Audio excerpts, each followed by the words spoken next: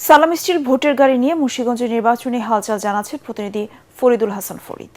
ভূমিকম্প সহনীয় most durable দেশের প্রথম Thermex rod Salam steel. Salam steel বোঝে durability. Salam steel most durable steel. Munshiganj সদরে ভোটার রয়েছে 3,54,000-এর উপরে এবং গজের ভোটার রয়েছে 1,52,000-এর উপরে এবং এখানে হিজড়া ভোটারও রয়েছে।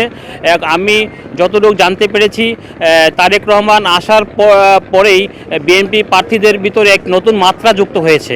আমি এবং ভোটারদের ভিতরে আনন্দ উল্লাস এবং বিভিন্ন ধরনের আনন্দ প্রকাশ পেয়েছে।